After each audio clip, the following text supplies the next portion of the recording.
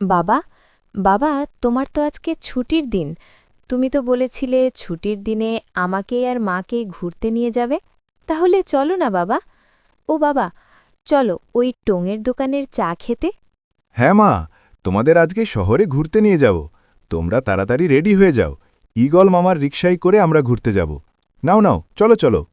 এই পথ যদি না শেষ হয় তবে কেমন হতো তুমি বলো তো। কফি হাউসের সেই আড্ডাটা আজ আর নেই, আজ আর নেই।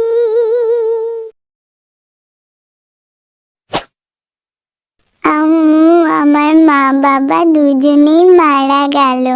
এখন আমি কার কাছে যাব? বাবা মা, আমার তো আর কেউ রইলো না। আরে দুঃখ পেও না ভাগ্নি, যার কেউ নেই তার আল্লাহ আছে। চল, আজ থেকে তুই এই শিয়াল মামার বাড়ি থাকবে। চল।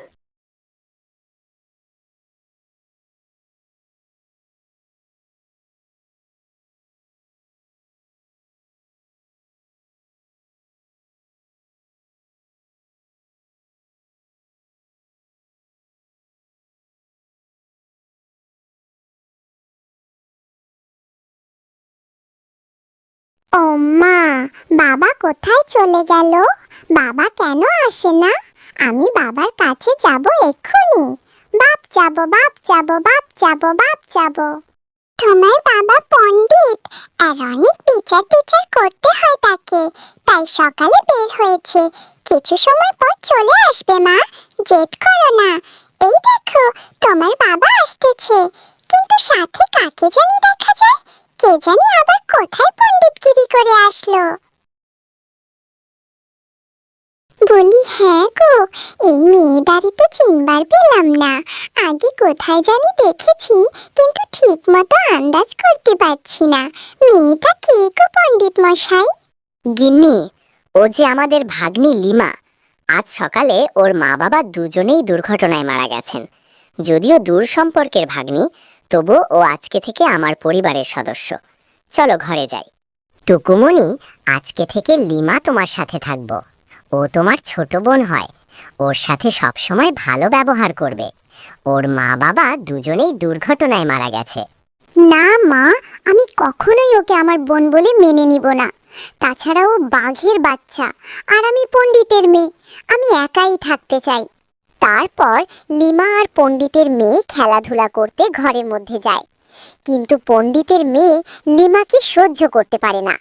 তাই তার মায়ের চোখে শত্রু বানানোর জন্য কাঁচের হাড় মাটিতে ফেলে দেয়, এবং ওর মা তখন তাকে বাড়ি থেকে চলে যেতে বলে। এবারের মতো মাফ করে দিলাম, আর যেন এই ধরনের ভুল না হয়। পণ্ডিতের মেয়ে পরের দিন আবার তার মায়ের হাতের রান্না নষ্ট করে বাঘের বাচ্চার দোষ দেয়। তারপর তার মায়ের কাছে বিচার দেয়। তখন তাকে বাড়ি থেকে বের করে দেয়। না না মামি, আমি এ কাজ করিনি। মামি, আমাকে বিশ্বাস করো। বাড়ি থেকে বের করে দিও না মামি, আমার যে যাওয়ার জায়গা নেই। আর কোনোদিন যেন এ বাড়িতে না দেখি। একবার ভুল ক্ষমা করছি, তাই বলে বারবার ক্ষমা করা যায় না। যা, দূর হ। তোর থাকবার জায়গা থাকুক বা না থাকুক, আমার কিছু যায় আসে না। আমার কষ্টের জিনিস বাড়ির কেউ নষ্ট করুক আমি চাই না। তুই আমার চোখের সামনে থেকে দূর হ, হতভাগা। মা বাবা মেরে শান্তি হয়নি।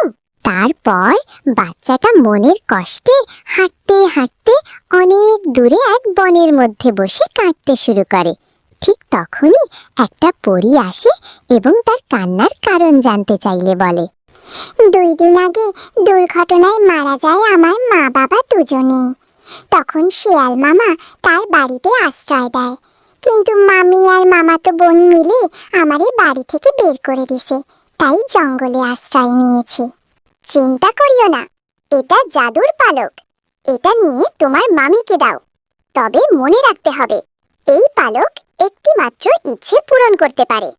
তাড়াতাড়ি জঙ্গল থেকে চলে যাও, এটা তোমার জন্য নিরাপদ নয়।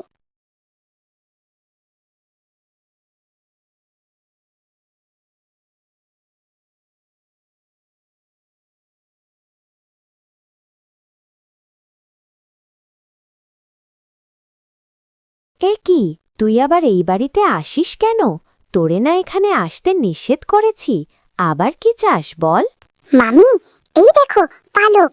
এটা জাদুর পালক। নীল পরি আমাকে দিয়েছে।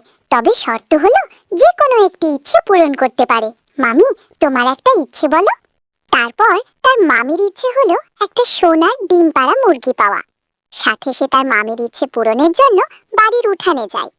পালককে আদেশ দিতেই কিছু সময়ের মধ্যে একটা সোনার ডিম পাড়া মুরগি তৈরি হয়।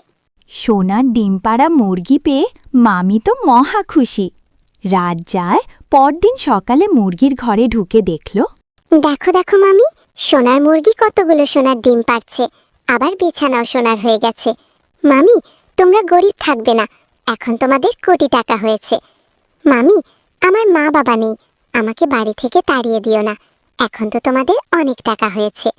আরে না না, এখন আর তোমারই তাড়িয়ে দিব না। এখন থেকে আমাদের সাথে থাকবে। আর তোমার ছোট বোন ও কিছু বলবে না। গল্পটা কেমন লাগছে কমেন্ট জানাতে ভুলবেন না। আজই পর্যন্তই। Bye bye.